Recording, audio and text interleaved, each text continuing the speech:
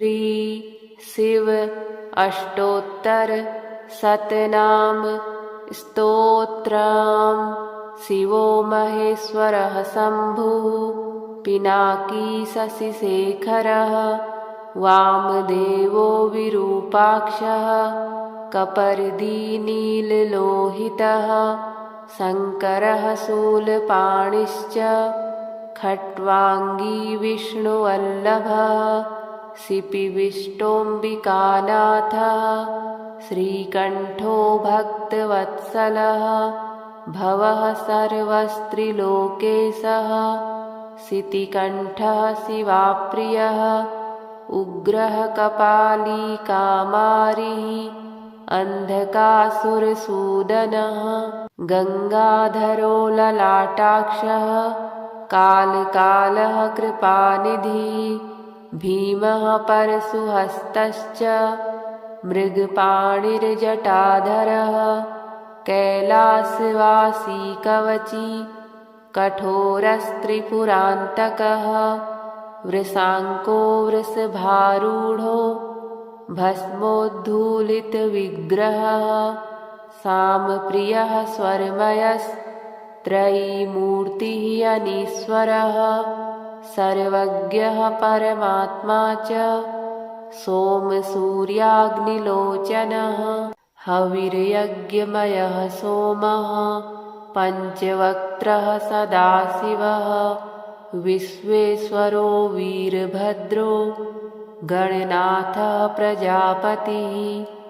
हिरण्यरेता दुर्धर्षो गिरीशो गिरिशो नघः भुजङ्गभूषणो भर्गो गिरिधन्वी गिरिप्रियः कृत्तिवासः पुरारातिर्भगवान् प्रमथाधिपः मृत्युञ्जयः सूक्ष्मतनुर्जगद्व्यापी जगद्गुरुः व्योमसेनो महासेना जनकश्चारुविक्रमः रुद्रो भूतपतिः स्थाणुरहिर्बुध्न्यो दिगम्बरः अष्टमूर्तिः अनेकात्मा सात्विकः शुद्धविग्रहः शाश्वतः खण्डपरशु अजः पाशविमोचकः मृडः पशुपतिर्देवो महादेवो व्ययो हरिः पूषदन्तभिदव्यग्रो दक्षाध्वरहरो हरः भगनेत्रभिदव्यक्तः सहस्राक्षः सहस्रपात् अपवर्गप्रदोऽनन्तस्तारकः परमेश्वरः शिवो महेश्वरः शम्भुः पिनाकी शशिशेखरः वामदेवो विरूपाक्षः कपर्दी नीललोहितः शङ्करः शूलपाणिश्च खट्वाङ्गी विष्णुवल्लभः शिपिविष्टोऽम्बिकानाथः श्रीकण्ठो भक्तवत्सलः भवः सर्वस्त्रिलोकेशः शितिकण्ठः शिवाप्रियः उग्रः कपालीकामारिः अन्धकासुरसूदनः गङ्गाधरो ललाटाक्षः कालकालः कृपानिधिः भीमः परशुहस्तश्च मृगपाणिर्जटाधरः कैलासवासी कवची कठोरस्त्रिपुरान्तकः वृषाङ्को वृषभारूढो भस्मोद्धूलितविग्रहः सामप्रियः स्वरमयस्त्रयीमूर्तिः अनीश्वरः सर्वज्ञः परमात्मा च सोमसूर्याग्निलोचनः हविर्यज्ञमयः सोमः पञ्चवक्त्रः सदाशिवः विश्वेश्वरो वीरभद्रो गणनाथः प्रजापतिः हिरण्यरेता दुर्धर्षो गिरीशो गिरिशो नघः भुजङ्गभूषणो भर्गो गिरिधन्वी गिरिप्रियः कृत्तिवासः पुरारातिर्भगवान् प्रमथाधिपः मृत्युञ्जयः सूक्ष्मतनुर्जगद्व्यापी जगद्गुरुः व्योमसेनो महासेना जनकश्चारुविक्रमः रुद्रो भूतपतिः स्थाणुरहिर्बुध्न्यो दिगम्बरः अष्टमूर्तिः अनेकात्मा सात्विकः शुद्धविग्रहः शाश्वतः खण्डपरशु अजः पाशविमोचकः मृडः पशुपतिर्देवो महादेवो व्ययो हरिः पूषदन्तभिदव्यग्रो दक्षाध्वरहरो हरः भगनेत्रभिदव्यक्तः सहस्राक्षः सहस्रपात् अपवर्गप्रदोऽनन्तस्तारकः परमेश्वरः शिवो महेश्वरः शम्भुः पिनाकी शशिशेखरः वामदेवो विरूपाक्षः कपर्दीनीललोहितः शङ्करः शूलपाणिश्च खट्वाङ्गी विष्णुवल्लभः शिपिविष्टोऽम्बिकानाथः श्रीकण्ठो भक्तवत्सलः भवः सर्वस्त्रिलोकेशः शितिकण्ठः शिवाप्रियः उग्रः कपालीकामारिः अन्धकासुरसूदनः गङ्गाधरो ललाटाक्षः कालकालः कृपानिधिः भीमः परशुहस्तश्च मृगपाणिर्जटाधरः कैलासवासी कवची कठोरस्त्रिपुरान्तकः वृषाङ्को वृषभारूढो भस्मोद्धूलितविग्रहः सामप्रियः स्वरमयस्त्रयीमूर्तिः अनीश्वरः सर्वज्ञः परमात्मा च सोमसूर्याग्निलोचनः हविर्यज्ञमयः सोमः पञ्चवक्त्रः सदाशिवः विश्वेश्वरो वीरभद्रो गणनाथः प्रजापतिः हिरण्यरेता दुर्धर्षो गिरीशो गिरिशो नघः भुजङ्गभूषणो भर्गो गिरिधन्वी गिरिप्रियः कृत्तिवासः पुरारातिर्भगवान् प्रमथाधिपः मृत्युञ्जयः सूक्ष्मतनुर्जगद्व्यापी जगद्गुरुः व्योमसेनो महासेना जनकश्चारुविक्रमः रुद्रो भूतपतिः स्थाणुरहिर्बुध्न्यो दिगम्बरः अष्टमूर्तिः अनेकात्मा सात्विकः शुद्धविग्रहः शाश्वतः खण्डपरशु अजः पाशविमोचकः मृडः पशुपतिर्देवो महादेवो व्ययो हरिः पूषदन्तभिदव्यग्रो दक्षाध्वरहरो हरः भगनेत्रभिदव्यक्तः सहस्राक्षः सहस्रपात् अपवर्गप्रदोऽनन्तस्तारकः परमेश्वरः शिवो महेश्वरः शम्भुः पिनाकी शशिशेखरः वामदेवो विरूपाक्षः कपर्दीनीललोहितः शङ्करः शूलपाणिश्च खट्वाङ्गी विष्णुवल्लभः शिपिविष्टोऽम्बिकानाथः श्रीकण्ठो भक्तवत्सलः भवः सर्वस्त्रिलोकेशः शितिकण्ठः शिवाप्रियः उग्रः कपालीकामारिः अन्धकासुरसूदनः गङ्गाधरो ललाटाक्षः कालकालः कृपानिधिः भीमः परशुहस्तश्च मृगपाणिर्जटाधरः कैलासवासी कवची कठोरस्त्रिपुरान्तकः वृषाङ्को वृषभारूढो भस्मोद्धूलितविग्रहः सामप्रियः स्वरमयस्त्रयीमूर्तिः अनीश्वरः सर्वज्ञः परमात्मा च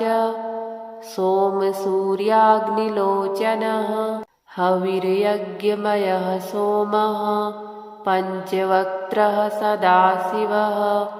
विश्वेश्वरो वीरभद्रो गणनाथः प्रजापतिः हिरण्यरेता दुर्धर्षो गिरीशो गिरिशो नघः भुजङ्गभूषणो भर्गो गिरिधन्वी गिरिप्रियः कृत्तिवासः पुरारातिर्भगवान् प्रमथाधिपः मृत्युञ्जयः सूक्ष्मतनुर्जगद्व्यापी जगद्गुरुः व्योमसेनो महासेन जनकश्चारुविक्रमः रुद्रो भूतपतिः स्थाणुरहिर्बुध्न्यो दिगम्बरः अष्टमूर्तिः अनेकात्मा सात्विकः शुद्धविग्रहः शाश्वतः खण्डपरशु अजः पाशविमोचकः मृडः पशुपतिर्देवो महादेवो व्ययो हरिः पूषदन्तभिदव्यग्रो दक्षाध्वरहरो हरः भगनेत्रभिदव्यक्तः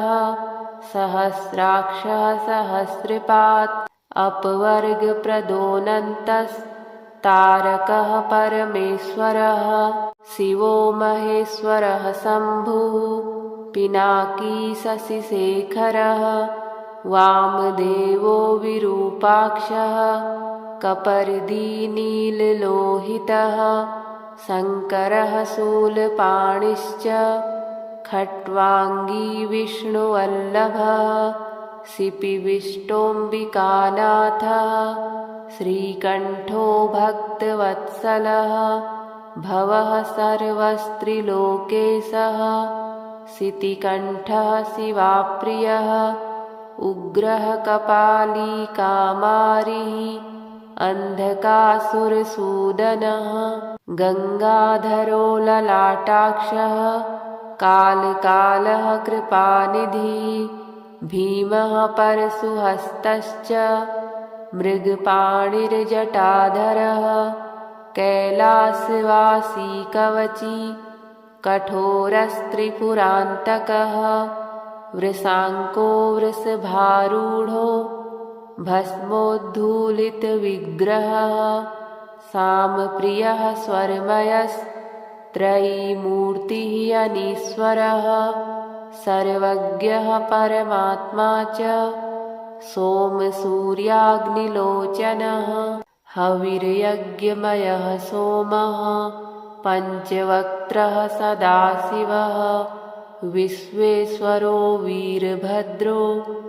गणनाथः प्रजापतिः हिरण्यरेता दुर्धर्षो गिरीशो गिरिशो नघः भुजङ्गभूषणो भर्गो गिरिधन्वी गिरिप्रियः कृत्तिवासः पुरारातिर्भगवान् प्रमथाधिपः मृत्युञ्जयः सूक्ष्मतनुर्जगद्व्यापी जगद्गुरुः व्योमसेनो महासेन जनकश्चारुविक्रमः रुद्रो भूतपतिः स्थाणुरहिर्बुध्न्यो दिगम्बरः अष्टमूर्तिः अनेकात्मा सात्विकः शुद्धविग्रहः शाश्वतः खण्डपरशु अजः पाशविमोचकः मृडः पशुपतिर्देवो महादेवो व्ययो हरिः पूषदन्तभिदव्यग्रो दक्षाध्वरहरो हरः भगनेत्रभिदव्यक्तः सहस्राक्षः सहस्रपात् अपवर्गप्रदोऽनन्तस्तारकः परमेश्वरः शिवो महेश्वरः शम्भुः पिनाकी शशिशेखरः वामदेवो विरूपाक्षः कपर्दीनीललोहितः शङ्करः शूलपाणिश्च खट्वाङ्गी विष्णुवल्लभः शिपिविष्टोऽम्बिकानाथः श्रीकण्ठो भक्तवत्सलः भवः सर्वस्त्रिलोकेशः शितिकण्ठः शिवाप्रियः उग्रः कपालीकामारिः अन्धकासुरसूदनः गङ्गाधरो ललाटाक्षः कालकालः कृपानिधिः भीमः परशुहस्तश्च मृगपाणिर्जटाधरः कैलासवासी कवची कठोरस्त्रिपुरान्तकः वृषाङ्को वृषभारूढो भस्मोद्धूलितविग्रहः सामप्रियः स्वरमयस्त्रयीमूर्तिः अनीश्वरः सर्वज्ञः परमात्मा च सोमसूर्याग्निलोचनः हविर्यज्ञमयः सोमः पञ्चवक्त्रः सदाशिवः विश्वेश्वरो वीरभद्रो गणनाथः प्रजापतिः हिरण्यरेता दुर्धर्षो गिरीशो गिरिशो नघः भुजङ्गभूषणो भर्गो गिरिधन्वी गिरिप्रियः कृत्तिवासः पुरारातिर्भगवान् प्रमथाधिपः मृत्युञ्जयः सूक्ष्मतनुर्जगद्व्यापी जगद्गुरुः व्योमसेनो महासेन जनकश्चारुविक्रमः रुद्रो भूतपतिः स्थाणुरहिर्बुध्न्यो दिगम्बरः अष्टमूर्तिः अनेकात्मा सात्विकः शुद्धविग्रहः शाश्वतः खण्डपरशु अजः पाशविमोचकः मृडः पशुपतिर्देवो महादेवो व्ययो हरिः पूषदन्तभिदव्यग्रो दक्षाध्वरहरो हरः भगनेत्रभिदव्यक्तः सहस्राक्षः सहस्रपात् अपवर्गप्रदोऽनन्तस्तारकः परमेश्वरः शिवो महेश्वरः शम्भुः पिनाकी शशिशेखरः वामदेवो विरूपाक्षः कपर्दीनीललोहितः शङ्करः शूलपाणिश्च खट्वाङ्गी विष्णुवल्लभः शिपिविष्टोऽम्बिकानाथः श्रीकण्ठो भक्तवत्सलः भवः सर्वस्त्रिलोकेशः शितिकण्ठः शिवाप्रियः उग्रः कपालीकामारिः अन्धकासुरसूदनः गङ्गाधरो ललाटाक्षः कालकालः कृपानिधिः भीमः परशुहस्तश्च मृगपाणिर्जटाधरः कैलासवासी कवची कठोरस्त्रिपुरान्तकः वृषाङ्को वृषभारूढो भस्मोद्धूलितविग्रहः सामप्रियः स्वरमयस्त्रयीमूर्तिः अनीश्वरः सर्वज्ञः परमात्मा च सोमसूर्याग्निलोचनः हविर्यज्ञमयः सोमः पञ्चवक्त्रः सदाशिवः विश्वेश्वरो वीरभद्रो गणनाथः प्रजापतिः हिरण्यरेता दुर्धर्षो गिरीशो गिरिशो नघः भुजङ्गभूषणो भर्गो गिरिधन्वी गिरिप्रियः कृत्तिवासः पुरारातिर्भगवान् प्रमथाधिपः मृत्युञ्जयः सूक्ष्मतनुर्जगद्व्यापी जगद्गुरुः व्योमसेनो महासेन जनकश्चारुविक्रमः रुद्रो भूतपतिः स्थाणुरहिर्बुध्न्यो दिगम्बरः अष्टमूर्तिः अनेकात्मा सात्विकः शुद्धविग्रहः शाश्वतः खण्डपरशु अजः पाशविमोचकः मृडः पशुपतिर्देवो महादेवो व्ययो हरिः पूषदन्तभिदव्यग्रो दक्षाध्वरहरो हरः भगनेत्रभिदव्यक्तः सहस्राक्षः सहस्रपात् अपवर्गप्रदोऽनन्तस्तारकः परमेश्वरः शिवो महेश्वरः शम्भुः पिनाकी शशिशेखरः वामदेवो विरूपाक्षः कपर्दीनीललोहितः शङ्करः शूलपाणिश्च खट्वाङ्गी विष्णुवल्लभः शिपिविष्टोऽम्बिकानाथः श्रीकण्ठो भक्तवत्सलः भवः सर्वस्त्रिलोकेशः शितिकण्ठः शिवाप्रियः उग्रः कपाली कामारिः अन्धकासुरसूदनः गङ्गाधरो ललाटाक्षः कालकालः कृपानिधिः भीमः परशुहस्तश्च मृगपाणिर्जटाधरः कैलासवासी कवची कठोरस्त्रिपुरान्तकः वृषाङ्को वृषभारूढो भस्मोद्धूलितविग्रहः सामप्रियः स्वरमयस्त्रयीमूर्तिः अनीश्वरः सर्वज्ञः परमात्मा च सोमसूर्याग्निलोचनः हविर्यज्ञमयः सोमः पञ्चवक्त्रः सदाशिवः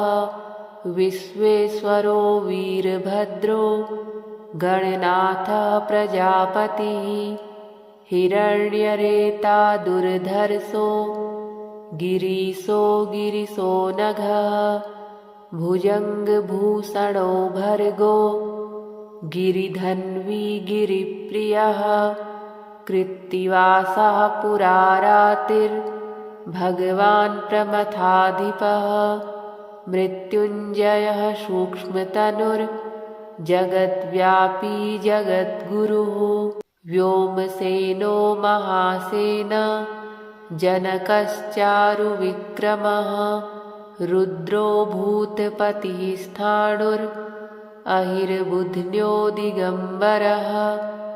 अष्टमूर्तिः अनेकात्मा सात्विकः शुद्धविग्रहः शाश्वतः खण्डपरशु अजः पाशविमोचकः मृडः पशुपतिर्देवो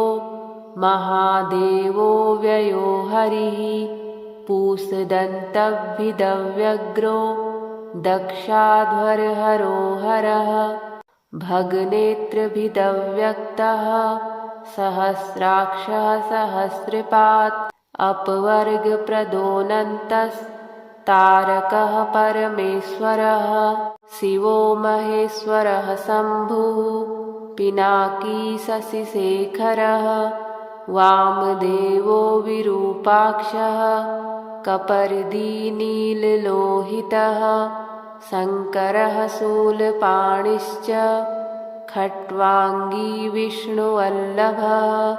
सिपिविष्टोऽम्बिकानाथः श्रीकण्ठो भक्तवत्सलः भवः सर्वस्त्रिलोकेशः सितिकण्ठः शिवाप्रियः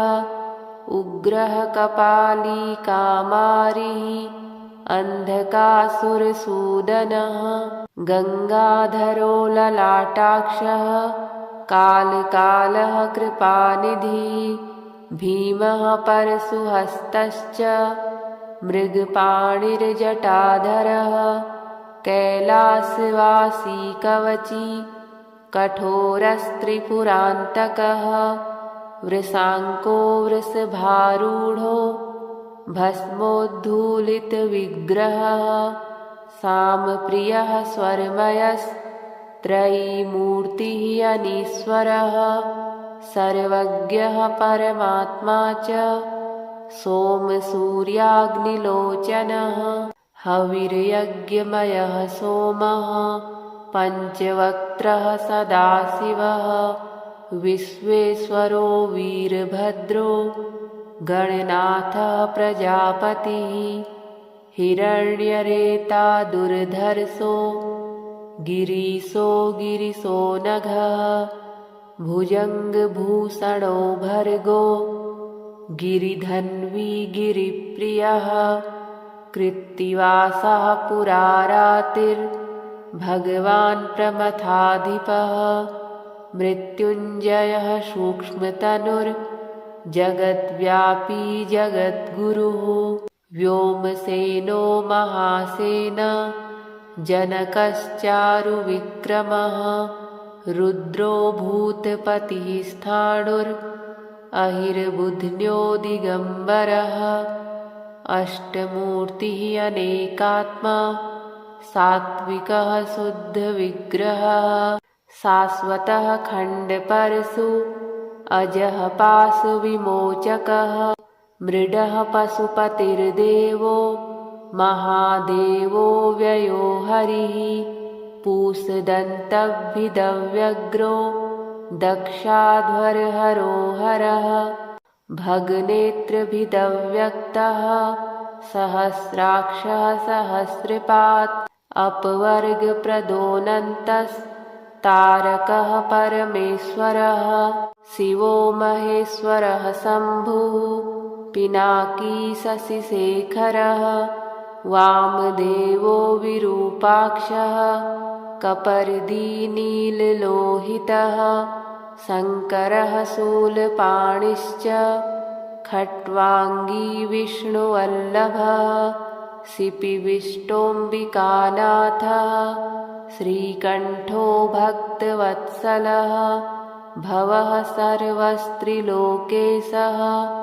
सितिकण्ठः शिवाप्रियः उग्रः कपाली कामारिः अन्धकासुरसूदनः गङ्गाधरो ललाटाक्षः कालकालः कृपानिधिः भीमः परशुहस्तश्च मृगपाणिर्जटाधरः कैलासवासी कवची कठोरस्त्रिपुरान्तकः वृषाङ्को वृषभारूढो भस्मोद्धूलितविग्रहः सामप्रियः स्वरमयस्त्रयीमूर्तिः अनीश्वरः सर्वज्ञः परमात्मा च सोमसूर्याग्निलोचनः हविर्यज्ञमयः सोमः पञ्चवक्त्रः सदाशिवः विश्वेश्वरो वीरभद्रो गणनाथः प्रजापतिः हिरण्यरेता दुर्धर्षो गिरीशो गिरिशो नघः भुजङ्गभूषणो भर्गो गिरिधन्वी गिरिप्रियः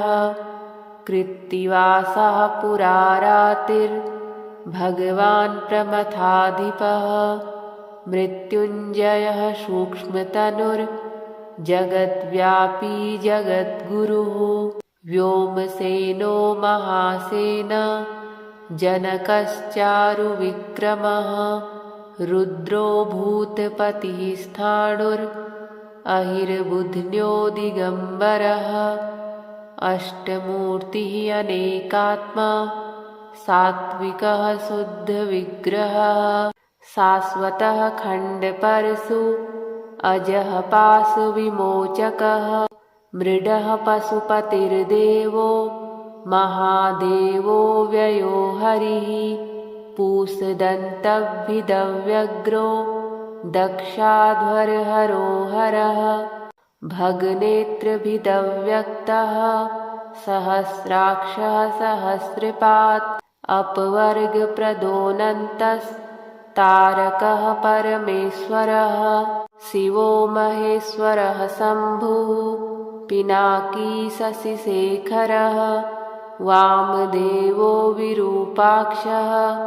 कपर्दी नीललोहितः शङ्करः शूलपाणिश्च खट्वाङ्गी विष्णुवल्लभः शिपिविष्टोऽम्बिकानाथः श्रीकण्ठो भक्तवत्सलः भवः सर्वस्त्रिलोकेशः शितिकण्ठः शिवाप्रियः उग्रः कपालीकामारिः अन्धकासुरसूदनः गङ्गाधरो ललाटाक्षः कालकालः कृपानिधिः भीमः परशुहस्तश्च मृगपाणिर्जटाधरः कैलासवासी कवची कठोरस्त्रिपुरान्तकः वृषाङ्को वृषभारूढो भस्मोद्धूलितविग्रहः सामप्रियः स्वरमयस्त्रयीमूर्तिः अनीश्वरः सर्वज्ञः परमात्मा च सोमसूर्याग्निलोचनः हविर्यज्ञमयः सोमः पञ्चवक्त्रः सदाशिवः विश्वेश्वरो वीरभद्रो गणनाथः प्रजापतिः हिरण्यरेता दुर्धर्षो गिरीशो गिरिशो नघः भुजङ्गभूषणो भर्गो गिरिधन्वी गिरिप्रियः कृत्तिवासः पुरारातिर्भगवान् प्रमथाधिपः मृत्युञ्जयः सूक्ष्मतनुर्जगद्व्यापी जगद्गुरुः व्योमसेनो महासेन जनकश्चारुविक्रमः रुद्रो भूतपतिः स्थाणुर् अहिर्बुध्न्यो दिगम्बरः अष्टमूर्तिः अनेकात्मा सात्विकः शुद्धविग्रहः शाश्वतः खण्डपरशु अजः पाशविमोचकः मृडः पशुपतिर्देवो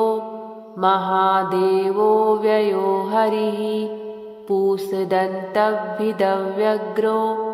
दक्षाध्वरहरो हरः भगनेत्रभिदव्यक्तः सहस्राक्षः सहस्रपात् अपवर्गप्रदोऽनन्तस्तारकः परमेश्वरः